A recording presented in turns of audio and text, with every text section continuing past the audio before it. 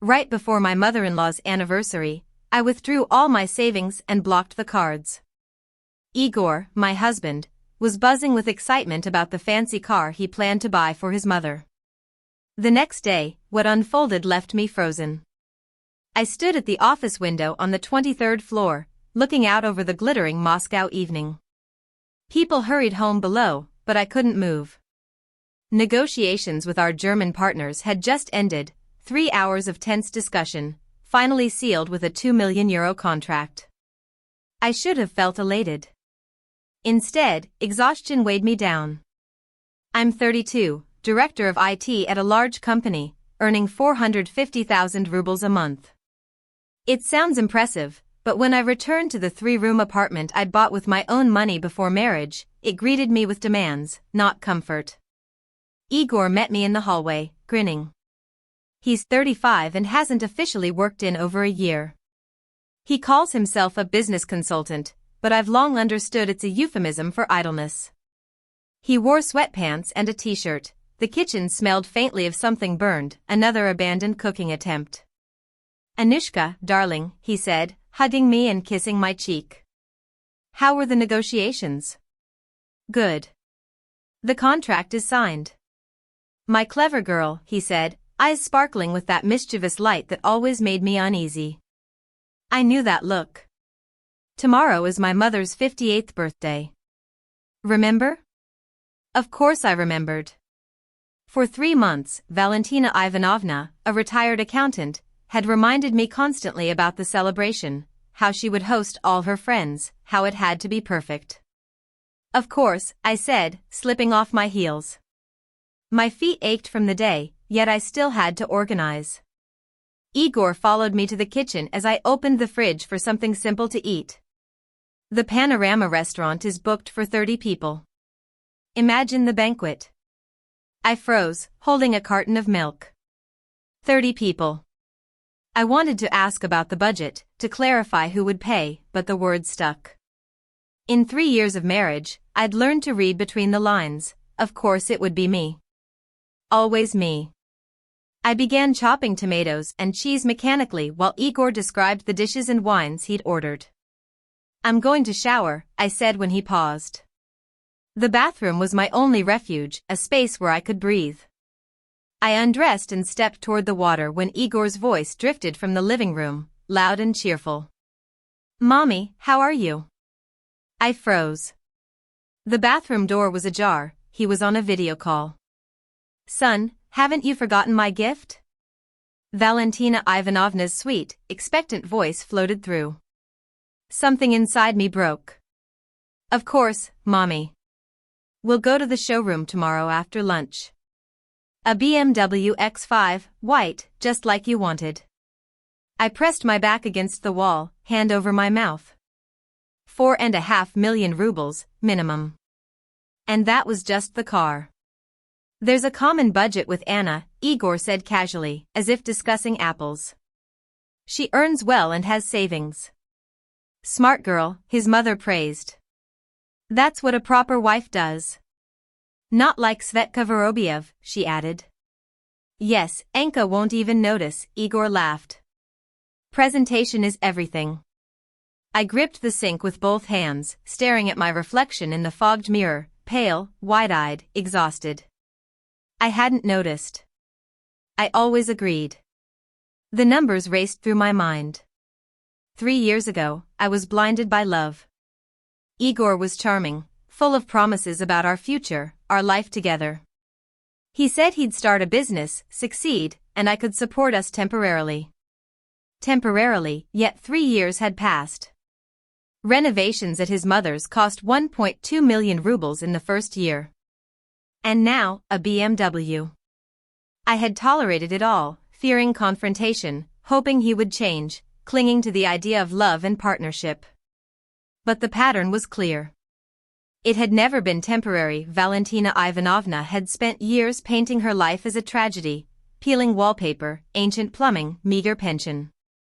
Igor had pleaded for a week, insisting he couldn't leave his mother in those conditions.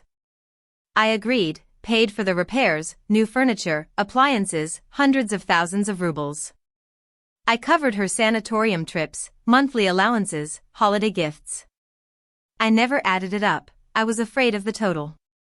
Now, standing in the bathroom, listening to Igor cheerfully discuss a BMW X5 for his mother with my money, I did the math, over 5 million rubles in 3 years, plus everything I had spent supporting Igor himself, 2 idle years, failed business ventures, clothes, entertainment.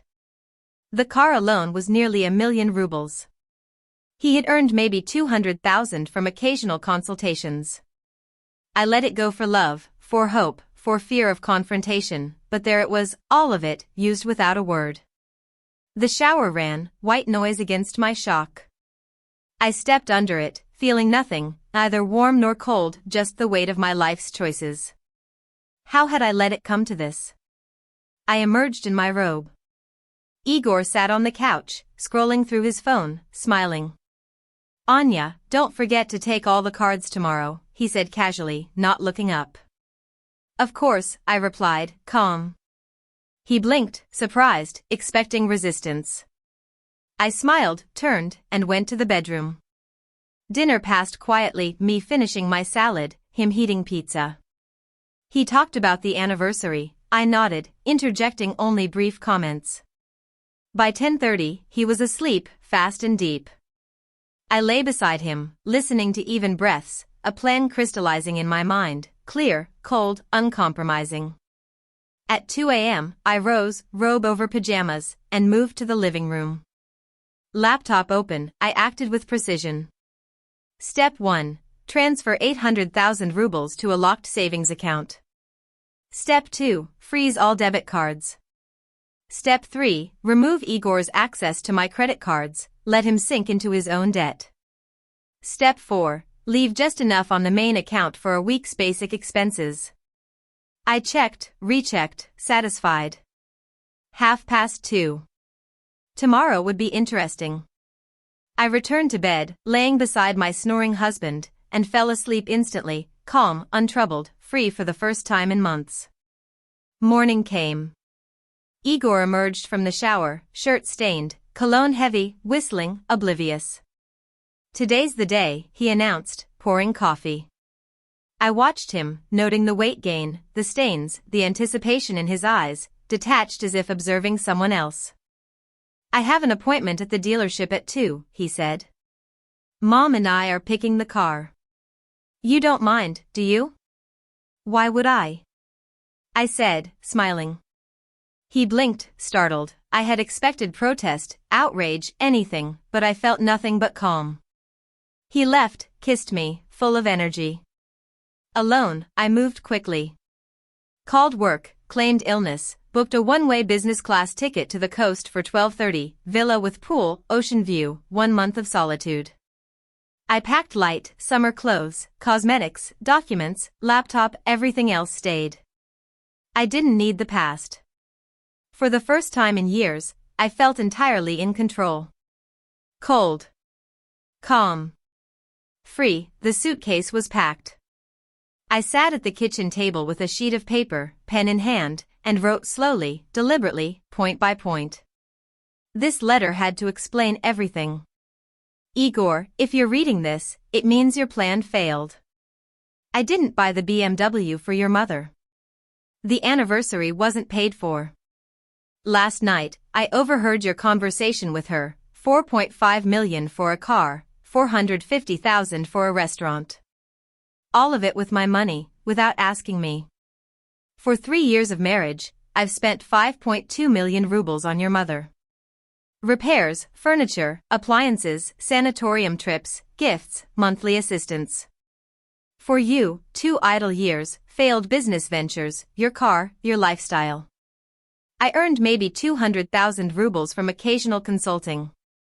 I blocked all my cards, withdrew what I needed, and filed for divorce. The apartment was mine before marriage, the mortgage paid. My car is mine. The locks will be changed in 7 days.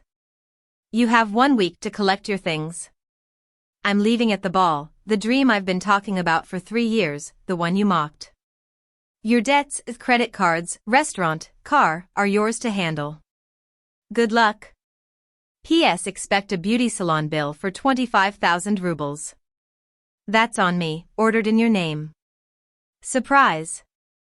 I slid the letter into an envelope and set it on the kitchen table next to stacks of receipts and printed bills, 3 years of my life in black and white.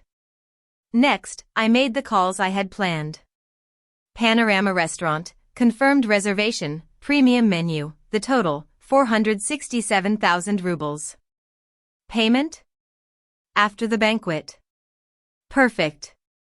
Beauty salon, booked a full treatment for Valentina Ivanovna at 4 p.m., charged on-site, labeled as a gift from Igor's son.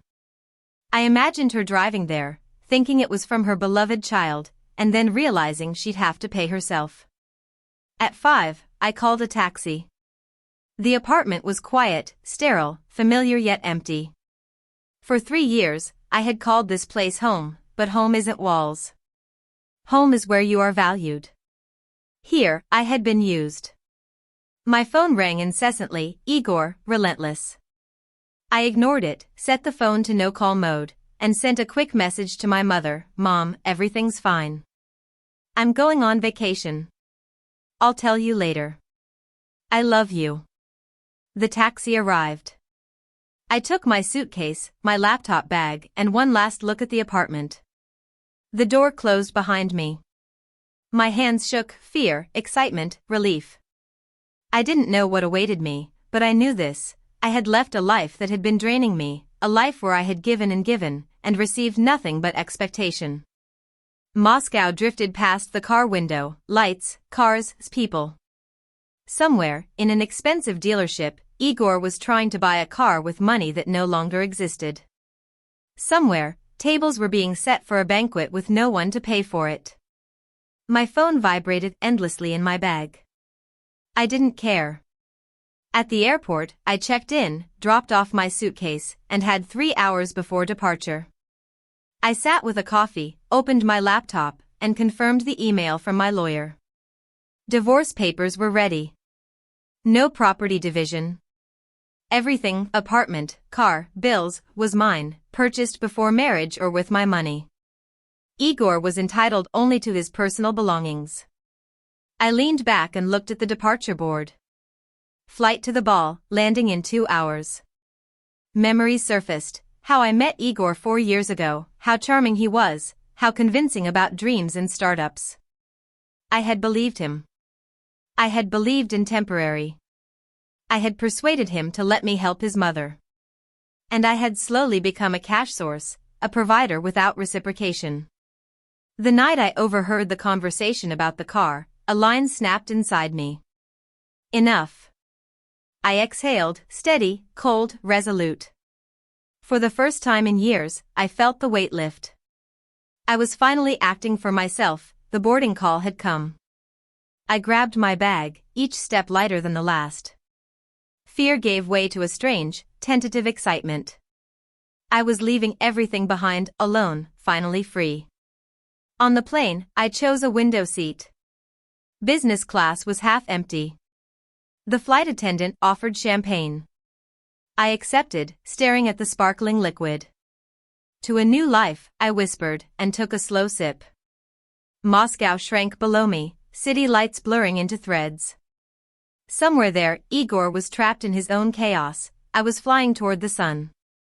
At the dealership, Igor's hands trembled as he swiped card after card. Valentina Ivanovna stood nearby, radiant in the burgundy dress I had bought with my own money. New shoes, earrings, she glowed with anticipation. "What is it, son?" she asked, voice tinged with hope. "Everything's fine, Mom." "We'll figure it out," Igor muttered, offering yet another card. The terminal paused, then approved a small fraction, 150,000 rubles. The car cost 4.68 million. Igor's face went pale. He fumbled with his phone, dialing, redialing. Each call failed. 15 calls, 10 more messages, nothing. Panic surged, his control slipping. Valentina Ivanovna's smile faltered. "We have money," she insisted, confusion creeping into her voice. Igor hissed, "Mom, please, stop." But she would not. She turned to the manager. Can't you see he's solvent? This is a mistake. The manager's politeness was ironclad. I understand your frustration, ma'am. But we cannot complete the transaction without payment. The cards were blocked, all of them, by the account holder. No override. No exceptions. Igor's throat went dry. The humiliation was immediate, total. We should go, he muttered, dragging her by the elbow toward the exit. No. I'm not leaving without my car, she snapped, resistance flaring. A security guard approached quietly, and finally Valentina Ivanovna let him pull her toward the parking lot. Tears shone in her eyes, rage, disbelief, shame. Igor climbed into her old sedan, the 2015 model I had once driven. Valentina Ivanovna watched, lips trembling. I told everyone, she whispered, defeated. I imagined the scene from my plane seat, a detached observer. The sense of powerlessness, the dependence, the sudden collapse of illusion, it was almost poetic. And I, finally, had flown away from it all. The Vorobyovs would be at the anniversary. Why are you giving me a BMW? Valentina Ivanovna's voice cracked. They'll ask about my car. What do I tell them? Igor sat frozen, hands clenched on the steering wheel, mind scrambling. The cards were blocked. Anna wasn't answering. The restaurant for 30 people, the bill, at least 400,000 rubles. He checked his personal account, 8,450 rubles. The shared family account, 50,000. The rest was gone. She did something, he whispered. What? Who? Valentina looked at him anxiously. Anna. She blocked the cards. Withdrew the money. I don't know how. He slammed his palm on the wheel. At Valentina's apartment, is small, inherited, now freshly repaired with new furniture and appliances, Igor sank onto the sofa, burying his face in his hands. His mother flitted around, panicking. What do I tell the guests? How do we get to the restaurant? Should I go? Mom, please, he said, voice hoarse. Let me think. The phone rang. Igor grabbed it, an unknown number. Good afternoon, this is the Aphrodite Salon. Valentina Ivanovna is scheduled for procedures at 4 o'clock today. What procedures? He asked. Comprehensive care. Gift from your son, 25,000 rubles. Payment on site. He sank into the chair, stunned. It's her, he whispered. She had blocked the cards, withdrawn the money, arranged the salon appointment. Everything planned. Valentina's protests fell on deaf ears. Revenge? We treated her like family. Igor's mind raced through every moment, late nights at work, arriving home to lists of demands, constant requests for money. He had never questioned her generosity, he had always assumed it was temporary. Frantically, he typed messages, Anna, please, call me. I'll explain. This is a misunderstanding. I love you. Nothing. Unread. The clock read 4:30. 3 hours until the banquet. I need to go home, he muttered. We need to talk to her, explain, go. Valentina nodded, hope still clinging.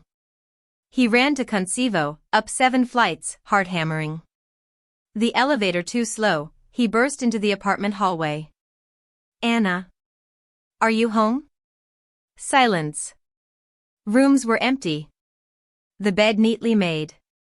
Half her things gone, dresses, sandals, cosmetics, traces of her life evaporated. On the coffee table lay her laptop, absent from work, a white envelope. His hands shook as he tore it open. 3 pages of neat handwriting. Igor read, line by line, stomach sinking. Igor, if you're reading this, your plan has failed. Numbers followed, merciless, unyielding. 5.2 million rubles for her mother, 3 million for him, total 8.5 million. His contribution over 3 years, 200,000. Cards blocked, money withdrawn, divorce filed. Locks would be changed in 7 days. He had 1 week to collect his things. The restaurant, the banquet, the credit cards, his responsibility now. He sank into the chair, the letter slipping from his hands. Nearby, a neat stack of receipts, statements, and checks, 3 years of expenses documented, every penny accounted for. The phone rang again. Automatically, he answered. Panorama Restaurant. You ordered the premium menu, correct? Yes, he rasped. The bill will be 467,000 rubles. He hung up, staring blankly. 467,000, he had 450, restaurant was alive with chatter and clinking glasses. Igor sat at a table on the 2nd floor, panoramic windows framing the city lights. Waiters moved briskly between tables, setting silverware and arranging wine glasses. In the corner, a large table held gifts wrapped in crisp white paper. At exactly 6, the guests began to arrive. Valentina Ivanovna greeted them in the burgundy dress, hair pinned up, makeup flawless, smiling broadly. Igor hovered nearby, trying to seem calm, but his hands were clammy and his stomach knotted. Valechka, happy anniversary, friends called, handing bouquets and boxes of chocolates. She laughed, thanked them. And where's the new car? A woman in a bright suit asked. Valentina froze for a beat, then laughed nervously. A slight delay with the paperwork. I'll pick it up in a week. A flicker of disappointment crossed the woman's face. At 6:30, the Vorobyovs arrived in a sleek black Mercedes. Svetlana, the same woman who had once called Valentina greedy, stepped out in an expensive dress. Anatoly slapped Igor on the shoulder. It's a white X5, right? I might get one myself. Igor forced a smile, muttering something about bureaucracy. Guests took their seats, relatives, friends, neighbors, 30 in total. Waiters served salads and hot dishes, uncorked bottles of wine. Valentina beamed, laughter spilling over as she toasted with everyone. Her brother lifted his glass. To Valyusha, may she have health and joy from her son. Igor drank, feeling only a tightening in his chest. Every cheer, every clink of glass, reminded him of the mounting cost he couldn't cover. At 8 p.m., the banquet was in full swing. By 9 o'clock, the enormous 3-tiered cake arrived, candles flickering. Igor forced a smile as Valentina made her wish, happiness for my loved ones. Her eyes flicked toward him. Guests began leaving around 9:30, some lingering with cognac. The Vorobyovs were among the first. Valentina hugged them politely, her smile no longer felt sincere. By 11 o'clock, the hall was a mess of empty bottles and scattered napkins. Waiters started clearing tables. The restaurant manager, impeccably dressed, approached. Mr. Svetlov, the bill. He handed Igor a leather folder. Hands trembling, Igor opened it. 467,000 rubles. Every dish, every bottle, itemized. He swiped his card. Declined. Second card. Declined. Third. Declined. Only one card worked, 150,000 rubles. Can I transfer the rest? The manager asked. Igor checked his account, 8,450 rubles. Panic rose in his throat. What's happening? Valentina leaned over. Her voice carried across the room. Igor's hands shook. Mom, my cards aren't working. I can't pay. Horror flashed across her face, quickly followed by anger, then disbelief. The waiters paused, listening. I'll fix it, Igor muttered, fumbling for his phone. He called a friend, Sergey, who was at the banquet. Gray, I need a favor, can you lend me 100,000 rubles? I'll pay you back in a week. After a tense silence, Sergey agreed. I'll be there in half an hour. Igor told the manager to wait. 30 minutes crawled by, each second stretching unbearably. Igor and Valentina sat in awkward silence at the half-empty table, watching as the staff cleared the last of the dishes. Finally, Sergei arrived, looking tired and annoyed. He handed Igor an envelope with 100,000 rubles. "When will you return it?" he asked. "In a week, at most." Igor nodded numbly. The man left without a word to Valentina. Frantically, Igor called his mother-in-law's brother, groveling, promising to double the 50,000 he borrowed. Valentina silently handed over the last of her pension, 30,000. In total, they had 180,000. "That leaves 270,000, the manager said quietly. "Any other options?"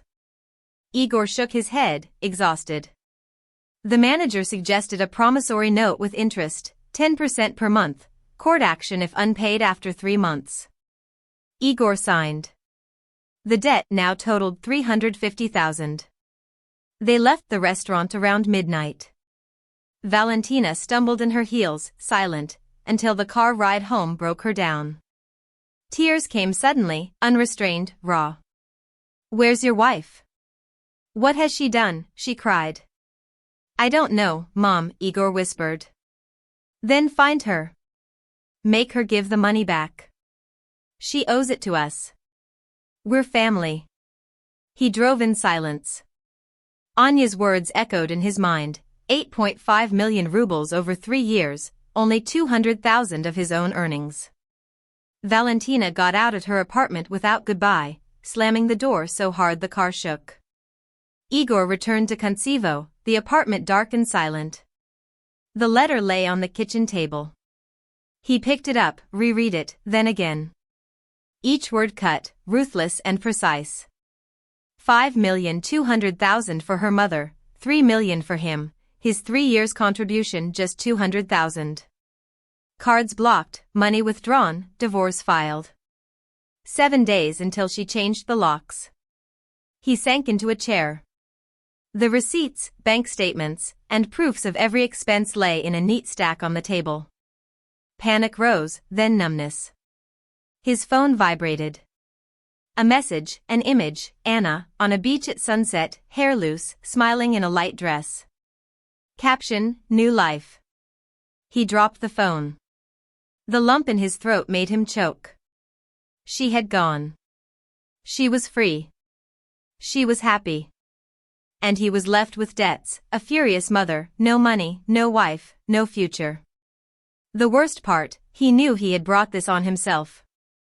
Anna opened her eyes to the soft breeze and the smell of salt water. For a moment, the white ceiling and ceiling fan confused her, then the memory of Bali returned. 3rd day here. She slid open the terrace doors. The ocean stretched endlessly, waves rolling rhythmically onto sand, palms swaying. Seagulls cried in the distance.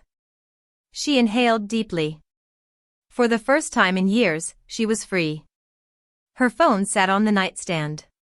She turned it on for a moment, checked her work email, 487 missed calls from Igor. She didn't open them. Turned it off. Breakfast arrived on the terrace, fresh fruit, strong coffee. She slipped into a swimsuit, descended to the pool. The villa was spectacular, private pool, ocean view, spacious bedroom, and used kitchen, the cafe nearby more than enough. She swam, lounged, read. For the first time in 3 years, she could just be. By lunchtime, a surfing instructor arrived. She had signed up the day before, always wanted to try. Igor had laughed. "Why bother? We have enough to do." An hour later, she was balancing on the board, catching tiny waves, falling, rising, trying again. The instructor guided her patiently.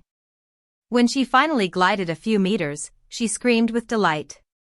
Exhausted but exhilarated, she returned to the villa. Showered, changed into a light dress, sat on the terrace with her laptop. Work followed her, but on her terms. She checked her email. A letter from her lawyer confirmed the divorce documents had been served. Property division was unnecessary, everything remained hers. Igor could contest, but chances were slim. Apartment, car, savings, hers alone.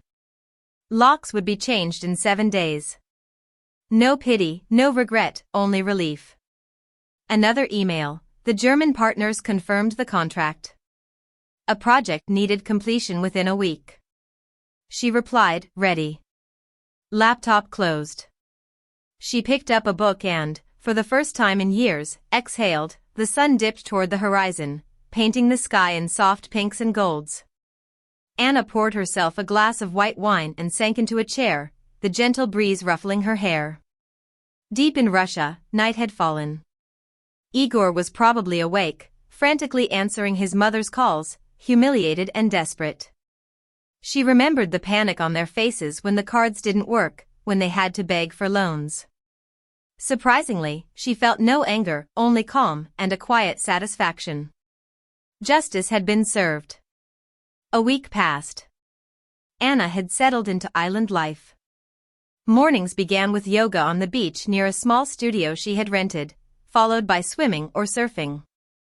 During the day, she handled work, video conferences, reports, project planning. Evenings were hers, walking the coastline, reading in a cafe, or exploring small villages. She met expats, people who had uprooted their lives, like a programmer from St. Petersburg, a designer from London, a photographer from Australia. They had all made a choice to change their lives and never regretted it. The hardest part is deciding, said Catherine, the photographer, one afternoon over smoothies. Then you realize your old life was a cage.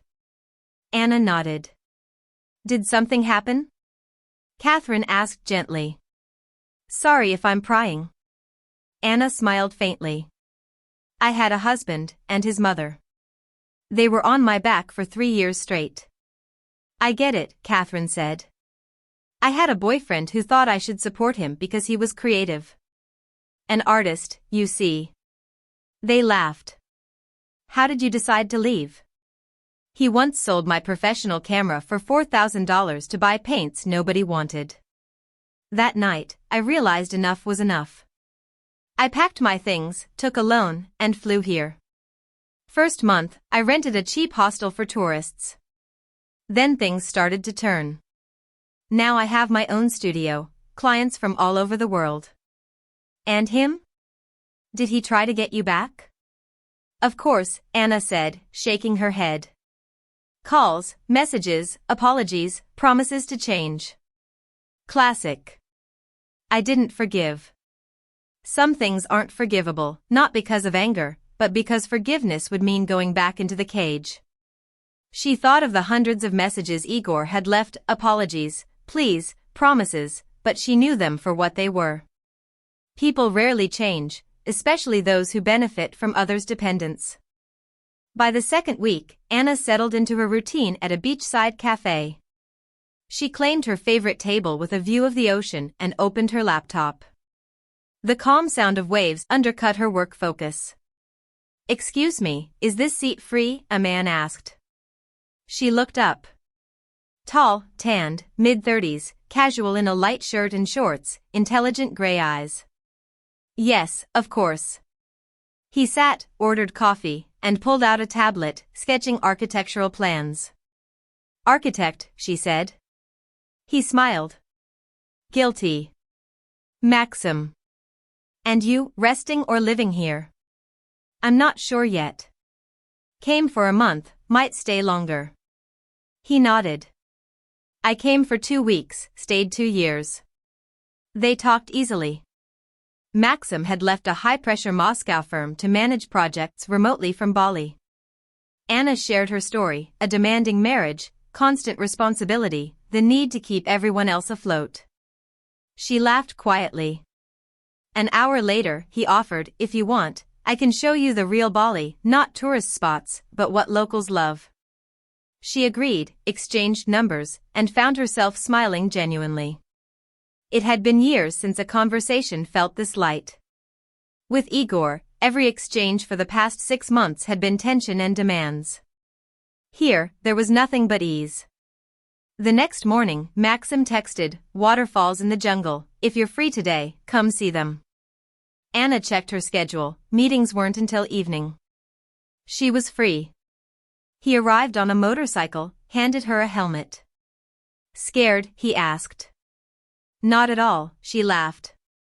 They rode into the island interior, asphalt giving way to dirt roads and dense jungle.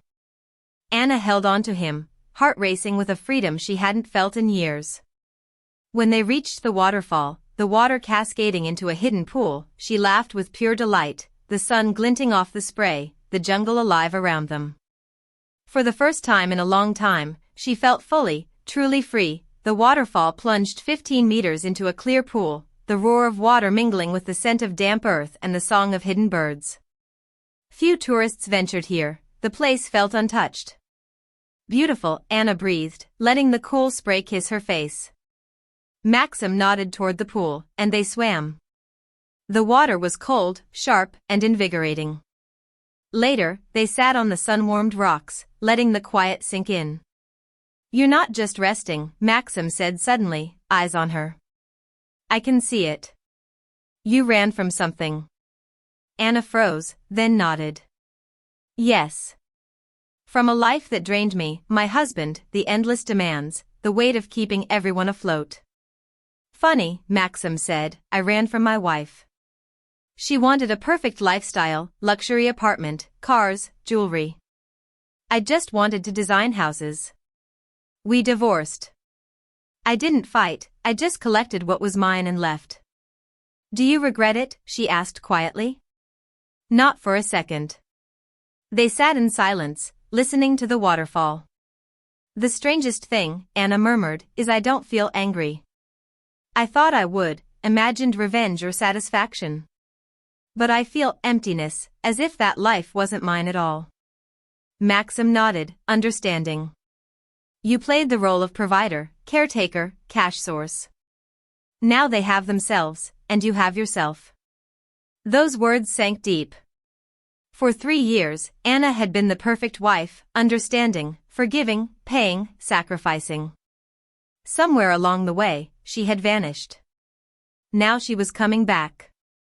They spent the day exploring, the green terraces etched into the hillsides, a small temple on the mountaintop where they were the only visitors, a bustling local market of exotic fruits.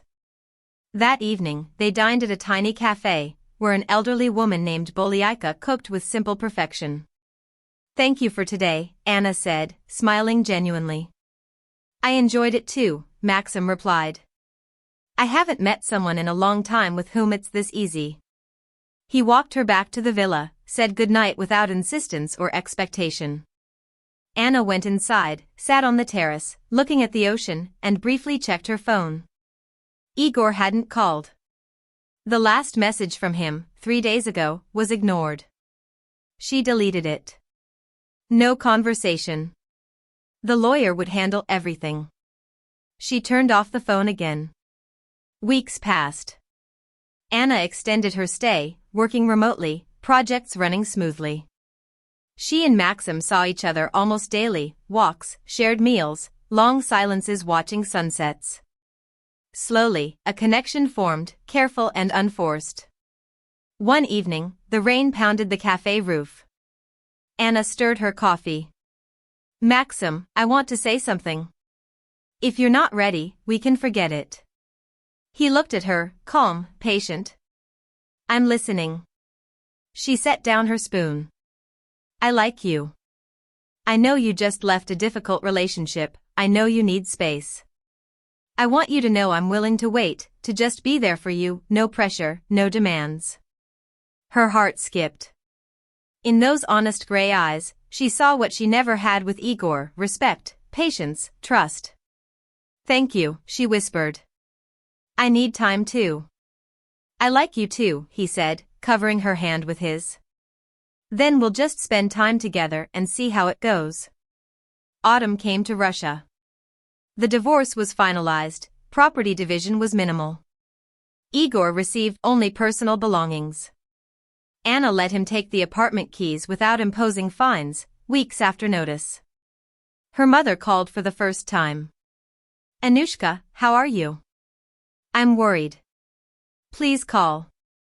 Anna told her everything, calmly, without recrimination. Her mother listened, sighed, and admitted quietly, I always felt something was off with Igor. But you seemed happy. I seemed, Anna said softly, but now I am happy. That's what matters. They spoke for another hour. Anna mentioned Maxim in passing. He's a good man. I know you're strong, but please take care, her mother said. I am careful, I promise, Anna replied. Rumors trickled in, friends asking if Igor was working as a courier. Anna ignored them.